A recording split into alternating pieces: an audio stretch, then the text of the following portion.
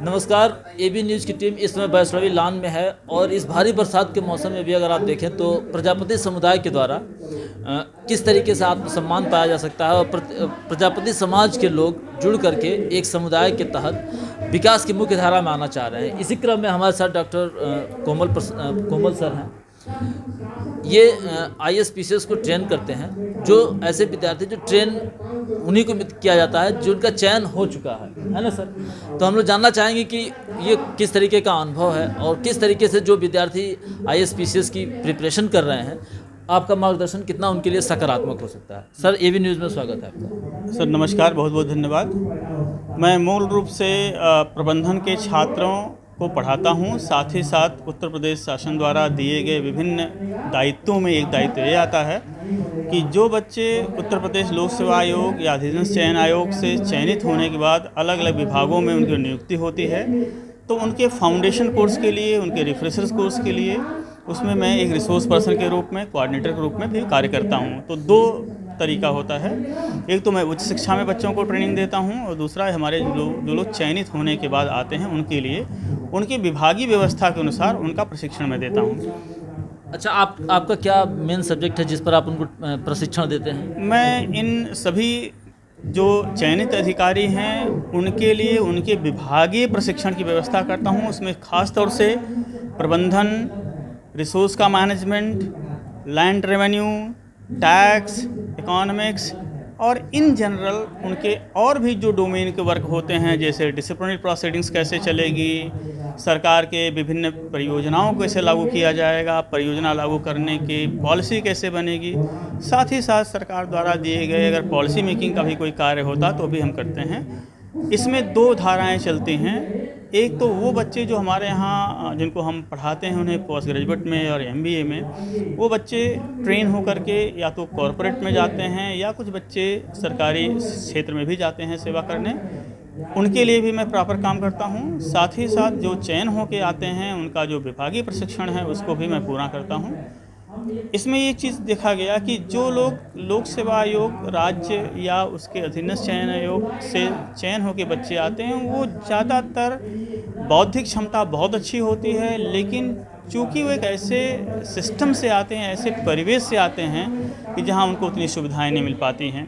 प्रशिक्षण के बाद ये देखा गया कि वो बच्चे जो ग्रामीण परिवेश के रहे, जो मार्जिनलाइज क्लास के रहे, जो माइनॉरिटी से रहे, जो डिप्रेस क्लास के रहे, उनका माइंड और उनका जो ग्रास्पिंग पावर है वो अन्य उन बच्चों के लिए जो सुविधा संपन्न रहे उनसे अच्छी होती है। और यही बच्चे कई अटेम्प्ट के बाद आते हैं, जबकि सुविधा संपन्न बच्चे 1-2 अटेम्प्ट में भी आ सकते हैं। तो ये सभी बच्चे अपने उम्र के थोड़े ज़्यादा पड़ाव पे भी आते हैं। लेकिन खुशी इस बात की होती है कि ऐसे समाज जहाँ पे पढ़ाई लिखाई बहुत कम होती है, परिवार का पहला व्यक्ति है जो सरकारी सेवक बन के आ रहा है, उनको देख करके, उनको पढ़ा के मुझे खुद आत्मसंतुष्टि होती है।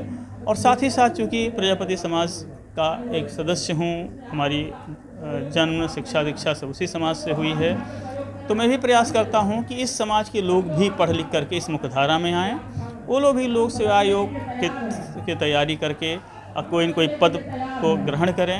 अगर ऐसा नहीं है तो किसी प्रोफेशनल कोर्सेज में जाएँ, वो अच्छे इंजीनियर बने, अच्छे डॉक्टर बने, अच्छे पत्रकार बने, अच्छे लॉयर बने, या इस तरह के कोई भी एक पेशा चुनें जिससे उनका विकास हो, साथ ही साथ उनके परिवार के विकास हो और समाज की मुख्य धारा में हम लोग आ सकें। सर, अगर देखा जाए तो आपका ये प्रशिक्षण का जो कार्य है कितने वर्षों से चल रहा है? मैं जब असिस्टेंट प्रोफेसर पर मेरी नियुक्ति जब हुई है तभी से मुझे शासन की तरफ से ही मुझे नामित किया जाता है। लगभग कितने स्टूडेंट्स को आपने ट्रेन किया है?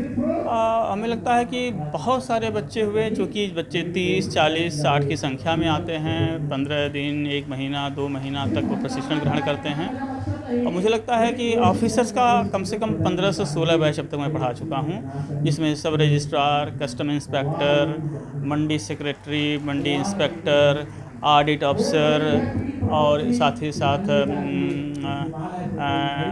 पूरा ऑफिसर लॉबी को ही आप मेन फोकस रहा है। जो कि उन्हीं का ये व्यवस्था है कि चयन के बाद उनको अपने एकेडमी में जाना पड़ता है। जिनकी एकेडमी नहीं है वो हमारे सरकारी व्यवस्था में आते हैं, या कई बार जो है एकेडमी की तरफ से, चूँकि मैं भारत सरकार द्वारा प्रशिक्षक हूँ, तो मुझे बुला भी लिया जाता है। तो मैं उन लोगों को करता हूँ। चैनल से बात करने के लिए सर बहुत बहुत धन्यवाद।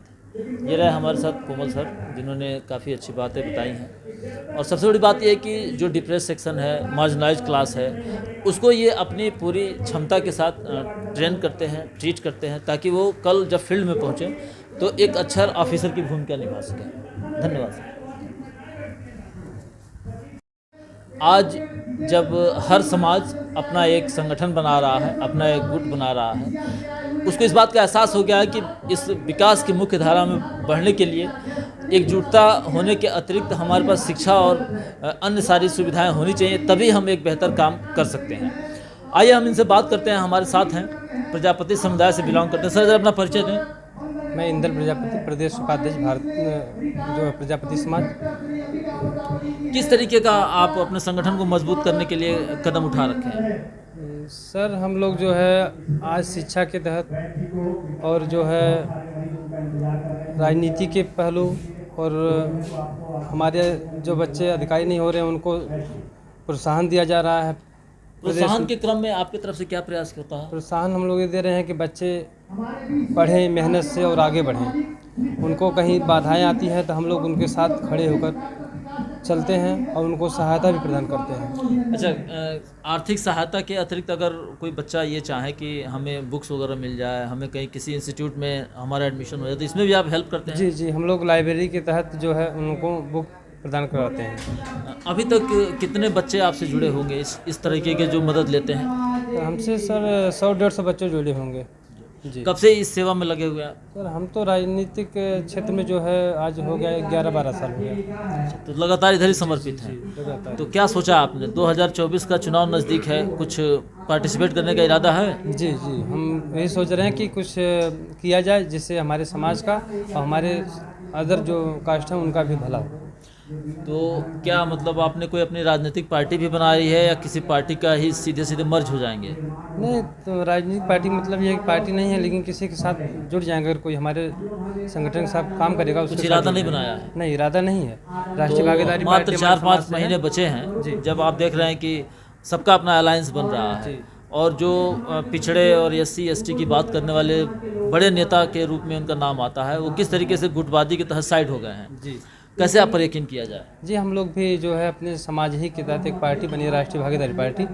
उसी के तहत हम लोग अपना मंच खड़ा करेंगे, उसी पे चुनाव भी लड़ेंगे। तो राष्ट्रीय भागीदारी पार्टी कभी चुनाव में इसके पहले भागीदारी की है? जी, कौन से लोकसभा चुनाव? हम लोग विधानसभा भी लड़े हैं और लोकसभा भी लड़े हैं। अच्छा, तो फिर इस बार लड़ना है? हाँ। 22 का क्या रिजल्ट रहा विधानसभा में? उसमें सर हमारे कम से कम 15-20 कैंडिडेट लड़े थे, जिसमें 10,000 से 12,000, 25,000, 5,000 इतना वोट मिला था।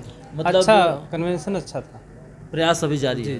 लोकसभा के भी प्रयास कर रहे हैं? हाँ, लोकसभा प्रयास चल रहा है। चलिए, हमारे चैनल के माध्यम से कुछ अपील करना चाहेंगे? आपके चैनल से ही चाहते हैं कि हमारा संदेश जो है जन जन तक पहुँचाया जाए।